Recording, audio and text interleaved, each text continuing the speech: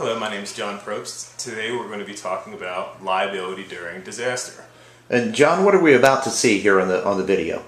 Well, we are about to see the city of New Orleans before it was hit by Hurricane Katrina. And we're going to watch as the damage unfolds and the levees are breached. And we'll see New Orleans flood with water from the levee breach.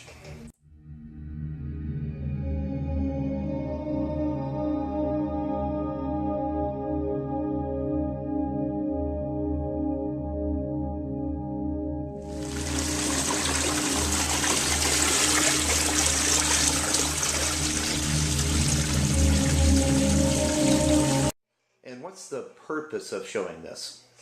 Well, the purpose is to show who is liable or responsible for the damages. How do you determine who is responsible for what damages?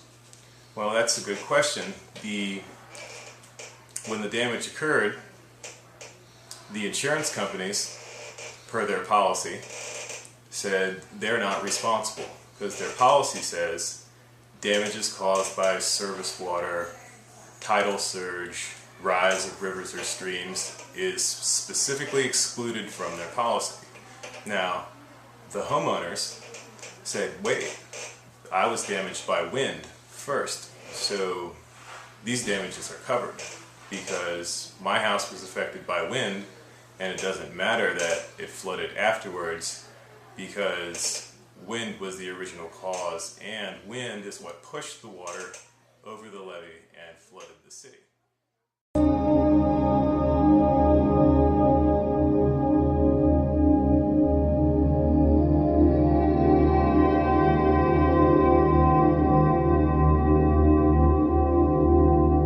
This is something that's still being determined in the court today. Wow, how long's that been? It's been 2005 is when Hurricane Katrina hit. It's 2013, so 8 years later, they're still trying to sort out who has the liability and who is responsible for these damages.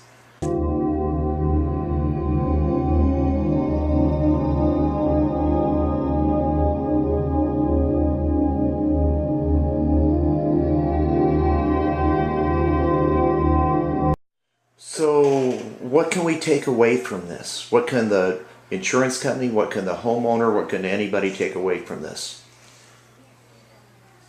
Well, this year, the state of Louisiana had filed suit to determine who would be liable in cases like this when storm surge occurs or a hurricane happens to a coastal community. Who's responsible for those damages? Was it storm surge that caused it, or was it wind? Now, as far as FEMA is concerned, FEMA writes flood policies. National Flood Insurance Program, the NFIP, is what covers homeowners and businesses for flood. Now, after Hurricane Katrina, since there was such an issue trying to determine who's liable and make a separation between wind and flood, now FEMA's decided that they're going to cover both wind and flood damages in the case of total losses.